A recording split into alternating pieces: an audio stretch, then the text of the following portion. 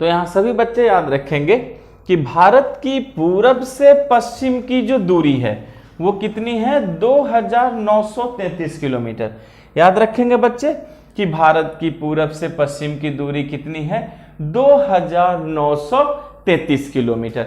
यहाँ आपको पूरी बात समझ में आ चुकी है, ठीक है। अच्छा बच्चे, अब जरा सोचिए कि समुद्र भारत के उत्तर में है या दक्षिण में। तो इस बात को हम हमेशा से जानते हैं कि जो समुद्र है वो तो भारत के दक्षिण में है, तो ऊपर तो समुद्र नहीं है उत्तर भारत में। तो उत्तर भारत की जो अंतरराष्ट्रीय सीमा है हम उसे जलीय सीमा कहेंगे या स्थलीय सीमा। तो बच्चे हम उत्तर भारत की सीमा को क्या कहते हैं, स्थलीय सीमा। क्लियर है? तो चलिए जरा देखते हैं कि भारत की स्थलीय सीमा कितनी है। क्लियर है बच्चे? तो सभी लोग याद रखिएगा कि भारत की स्थलीय सीमा वो है बच्चे 15,200 किलोमीटर। कितना? 15,200 किलोमीटर के साथ। और वो कितने देशों से लगती है? 7 देशों के साथ। इस बात को सभी बच्चे याद रखेंगे कि जो भारत की स्थलीय सीमा है, क्लियर है, तो हमें यह याद रखना है कि भारत की स्थलीय सीमा 15,200 किलोमीटर है और कितने देशों के साथ लगती है? 7 देश। तो बच्चे इसमें सबसे बड़ी किसके साथ है, जरा इस बात को याद रखिएगा। सबसे बड़ी सीमा, सबसे बड़ी सीमा वो है बच्चे बांग्लादेश के साथ। याद रखेंगे सबसे बड़ी सीमा किसके साथ है?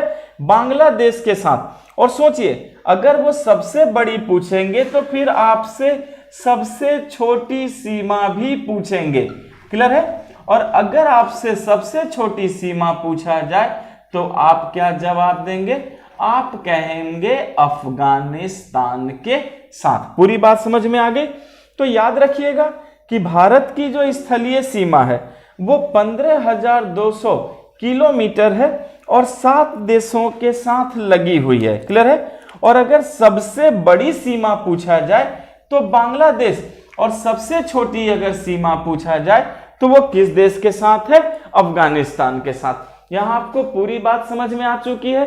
तो आप बच्चे इसे याद रखिएगा कि सबसे बड़ी सीमा बांग्लादेश और सबसे छोटी सीमा किसके साथ लग जाएगी? वो अफगानिस्तान के साथ लगेगी। क्लियर है? अच्छा अब देखिए स्थलीय सीमा के बाद भारत की अब दक्षिण भारत चलते हैं और दक्षिण भारत में क्या है? इसकी जलीय सीमा।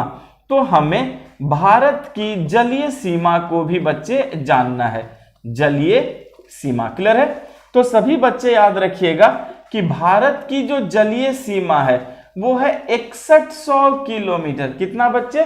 6100 किलोमीटर और एक देश के साथ लगी हुई है और उस देश का क्या नाम है? श्रीलंका। पूरी बात समझ में आ गई?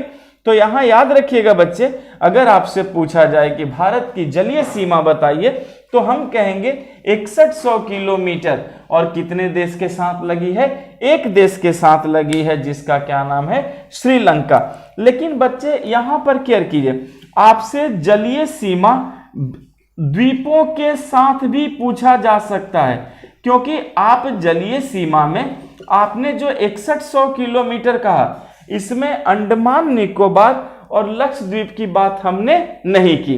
लेकिन जब हम इसमें अंडमान निकोबार और लक्षद्वीप की बात करते हैं तो हमारी जलीय सीमा में परिवर्तन आ जाता है।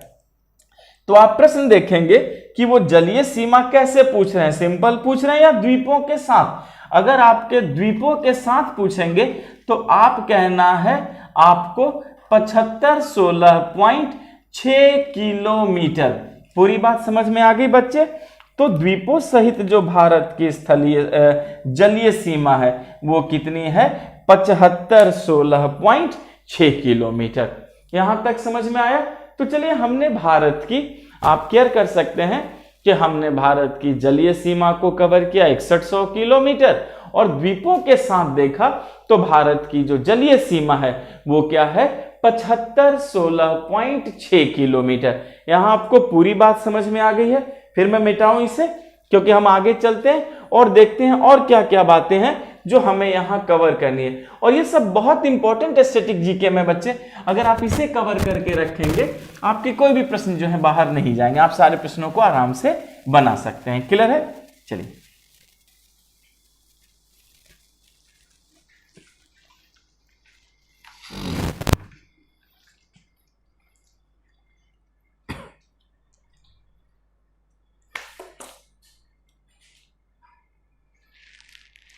हमने भारत की दोनों सीमाओं की बात कर दी, स्पष्ट है।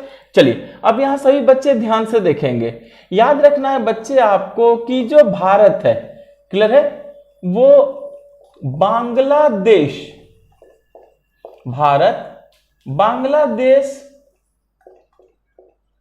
म्यांमार एवं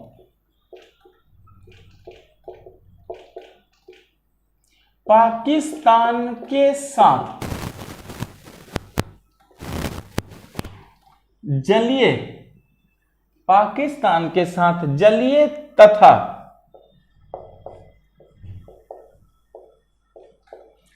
स्थलीय दोनों सीमा बनाता है, दोनों सीमा बनाता है। क्लियर है? इस बात को आप सभी बच्चे याद रखेंगे कि जो भारत है वो बांग्लादेश, म्यांमार और पाकिस्तान, ये जो देश हैं इसके साथ जलीय और स्थलीय दोनों ही सीमा बनाता है। क्लियर है? तो भारत की खूबी है कि वो बांग्लादेश, म्यांमार और पाकिस्तान के साथ जलीय भी सीमा बनाता है और जलीय सीमा के साथ साथ स्थलीय सीमा भी क्या कर रहा है, बना रहा है। क्लियर है यहां पर? अच्छा, फिर याद रखना है कि बच्चे भारत का एक राज्य है जिसका नाम है त्रिपुरा। क्लियर है? तो सभी बच्चे याद रखेंगे कि त्रिपुरा जो है वो 3 तरफ से बांग्लादेश से घिरा है। त्रिपुरा 3 तरफ से बांग्लादेश से घिरा है।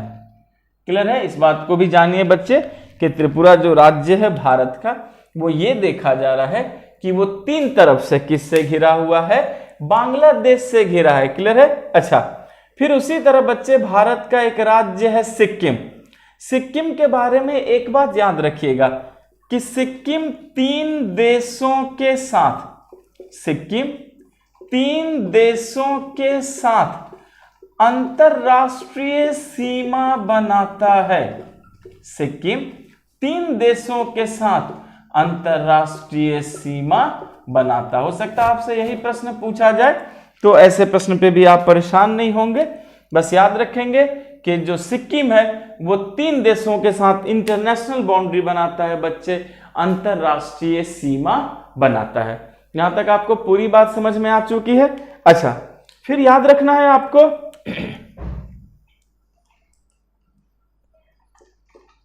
भारत का कुल क्षेत्रफल, भारत का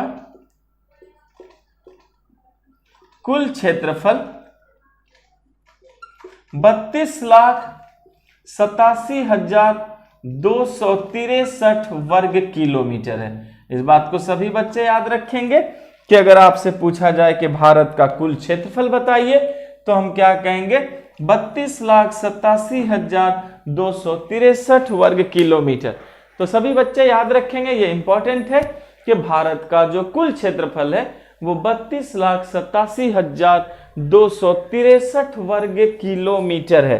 क्लियर है? ओके ना। और बच्चे एक चीज याद रखना है कि किलोमीटर है एवं विश्व की कुल जमीन का, इसे भी याद रखेंगे आप, एवं विश्व की कुल भूमि का, एवं विश्व की कुल भूमि का लगभग 2.4% है। स्पष्ट है? तो याद रखना है कि भारत का कुल क्षेत्रफल 32,87,263 वर्ग किलोमीटर है, लेकिन अगर मैं विश्व की कुल भूमि का कहूं तो विश्व की कुल भूमि का लगभग 2.4% किसके पास है बच्चे, भारत के पास है। और भारत याद रखेंगे कि क्षेत्रफल की दृष्टि से 7वें स्थान पर है। इस बात को भी याद रखिएगा कि क्षेत्रफल की दृष्टि से भारत किस स्थान पर है बच्चे? 7वें स्थान पर है। इसका मतलब क्या है कि भारत से पहले जो 6 देश हैं वो क्षेत्रफल में भारत से बड़े हैं, और क्षेत्रफल की दृष्टि से देखा जाए तो भारत जो है वो 7वें स्थान पर आता है। यहां आपको पूरी बात समझ में आ गई। अच्छा, फिर याद रखना है कि भारत की जो आबादी है बच्चे, ठीक है, भारत की आबादी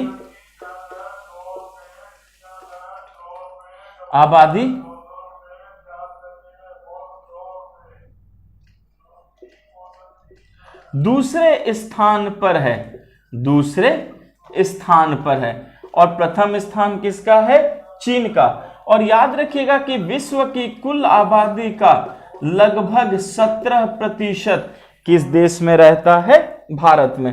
तो आपको यह भी याद रखना है कि आबादी में हम दूसरे स्थान पर हैं बच्चे, और विश्व की कुल आबादी का लगभग 17% जो है वो इसी भारत देश में रहता है हमारे पास। यहां तक क्लियर है बच्चे? ओके, लिख लिया आप सभी लोगों ने? मैं मिटाओ, फिर हम आगे बढ़ते हैं। आपको याद रखना ये सारे पॉइंट्स बच्चे जो स्टैटिक जीके में जो नेवर चेंजेस, कभी नहीं बदलते, और ये आपसे पूछे ही जाते हैं, ठीक है। चलिए मैं मिटाऊं, फिर आगे बढ़ते हैं। ओके,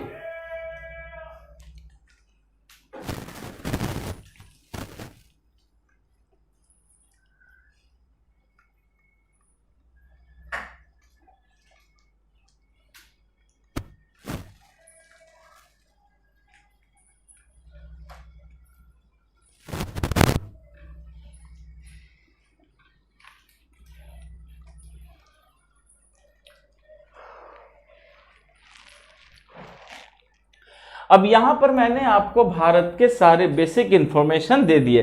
अब चलिए मैं भारत की जमीन पर चलता हूं।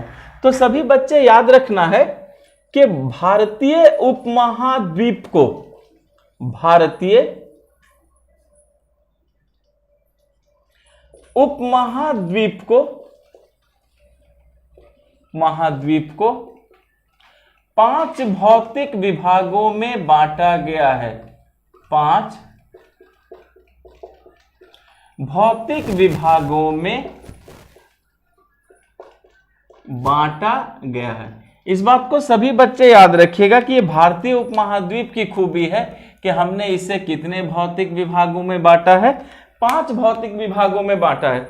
और हमें बच्चे एक एक भौतिक विभाग को क्रम से समझना है, ताकि यहां से संबंधित हमारे कोई भी प्रश्न जो है डिस्टर्ब ना हो, और सारी चीजें हमारी क्या हो जाए? पूरी तरीके से क्लियर होती जाए। समझ में आया? अब देखते हैं ये 5 भौतिक विभाग क्या है।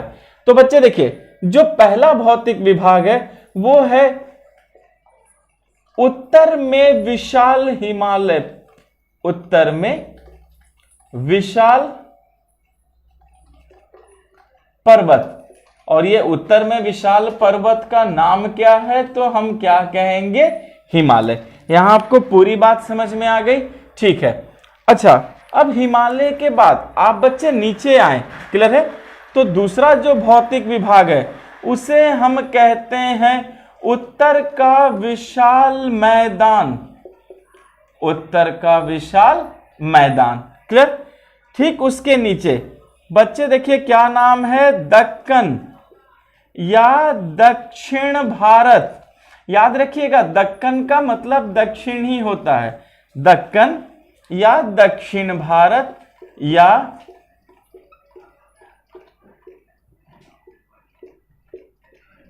प्रायद्वीपीय पठार। क्लियर है बच्चे? भूलेंगे नहीं। उत्तर में विशाल हिमालय पर्वत, ठीक उसके नीचे मैदान, फिर उसके नीचे दक्षिण भारत दक्कन या प्रायद्वीपीय पठार।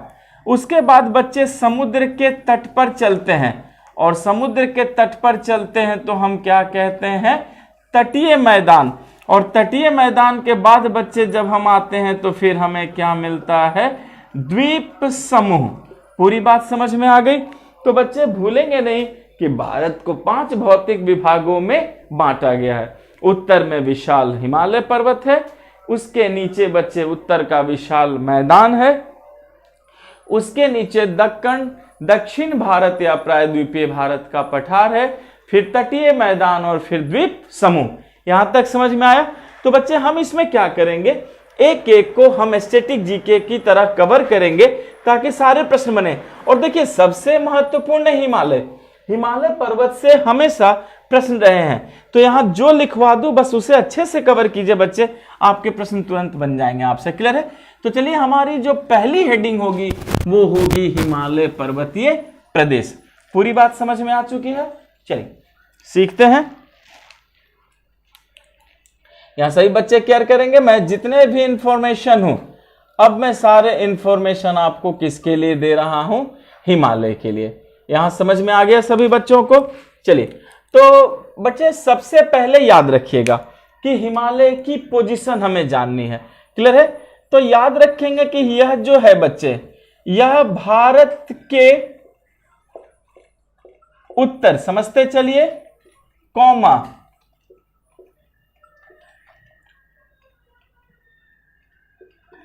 उत्तर पूरब एवं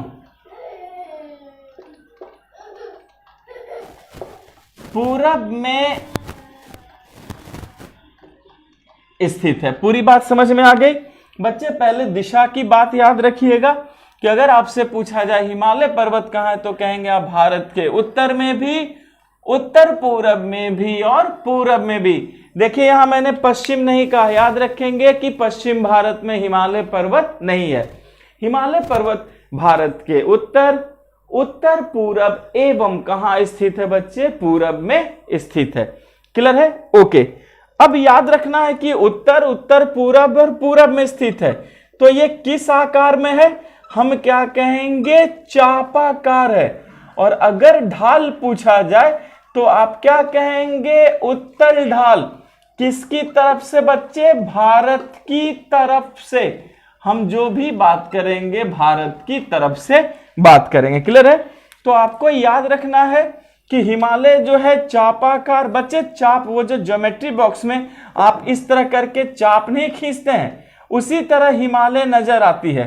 तो याद रखना ये चापाकार है और भारत की तरफ ढाल क्या है इसका, उत्तल है। और बच्चे अगर भारत की तरफ ढाल उत्तल है तो इसका मतलब है कि इसकी ढाल बहुत ही तीव्र है, और तीव्र है इसका मतलब है खड़ी ढाल है। तो आप सभी बच्चों को यह भी याद रखना है कि इसकी ढाल तीव्र है, यानी कि इसकी ढाल क्या है, खड़ी है। यहां आपको पूरी बात समझ में आ चुकी है? तो बच्चे आप याद रखेंगे कि यह चापाकार है, इसका ढाल उत्तर भारत की तरफ से उत्तल है, और उत्तल ढाल हमेशा खड़ी होती है, तीव्र होती है। क्लियर है? अच्छा, फिर याद रखना है कि जो हिमालय पर्वत है उसके लिए सबसे इंपॉर्टेंट बात बच्चे कि यह नवीन, युवा, वलित, मोड़दार, भूलिएगा नहीं, वो कोई भी नाम देंगे बच्चे, नवीन, युवा, वलित, मोड़दार, अल्पाइन पर्वत तंत्र है। ये है हिमालय का पूरा नाम जो आपको याद रखना है। क्लियर है? तो हिमालय क्या है बच्चे, यह नवीन, युवा, वलित, मोड़दार, अल्पाइन पर्वत तंत्र है। इसका मतलब है कि हिमालय जब किस तरह का पर्वत है, तो हम कहेंगे ये नवीन है, यानी नया पर्वत है। युवा है मतलब यंग पर्वत है, जवान पर्वत है बच्चे। इसी को वलित, मोड़दार और फिर अल्पाइन पर्वत भी कहते हैं। तो फर्स्ट ऑफ ऑल सभी बच्चे याद रखेंगे हिमालय का जो सबसे इंपॉर्टेंट बात है कि यह नवीन, वलित, ठीक है बच्चे, मोड़दार और अल्पाइन पर्वत तंत्र है, युवा पर्वत तंत्र है। अच्छा, सबसे इंपॉर्टेंट है कि यह किस काल में बना है, आपसे यह भी पूछा जाता है। आप कहेंगे यह तृतीयक काल में बना है। भूलिएगा नहीं बच्चे, ये किस काल में बना है, तो हम क्या कहेंगे, यह तृतीयक काल में बना है। ठीक है, यह हिमालय के निर्माण का वक्त है।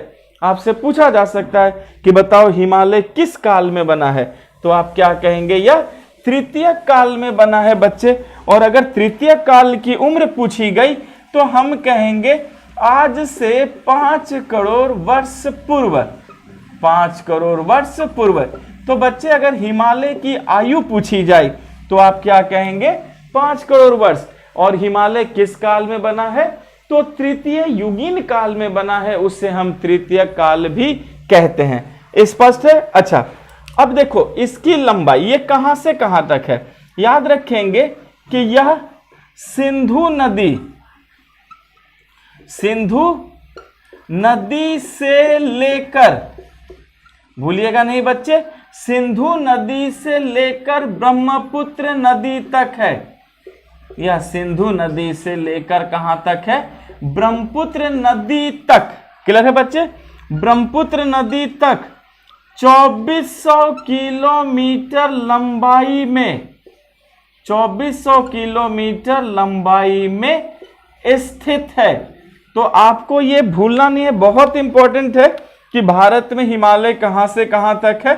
आप कहना सिंधु नदी से लेकर ब्रह्मपुत्र नदी तक, और इसकी लंबाई कितनी है, तो हम क्या कहेंगे 2400 किलोमीटर लंबी। तो बच्चे 2400 किलोमीटर लंबी जो ऊंचाई होती है वो कम नहीं होती। स्पष्ट है, लंबाई कम नहीं होती। फिर याद रखना है कि अगर आपसे ये भी पूछा जाए कि ठीक है आप हिमालय की औसत ऊंचाई बताइए, तो आप क्या कहेंगे 6000 मीटर। इस बात को याद रखना है कि हिमालय की औसत ऊंचाई 6000 मीटर है। क्लियर है। अच्छा, एक और इंपॉर्टेंट बात आप सभी बच्चे भूलेंगे नहीं कि पश्चिम में 500 किलोमीटर एवं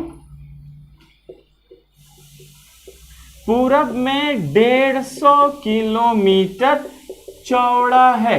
इस बात को भी याद रखना है बच्चे कि पश्चिम में इसकी चौड़ाई कितनी है, तो हम कहेंगे 500 किलोमीटर, और पूरब में कितनी चौड़ाई है 150 किलोमीटर। क्लियर है।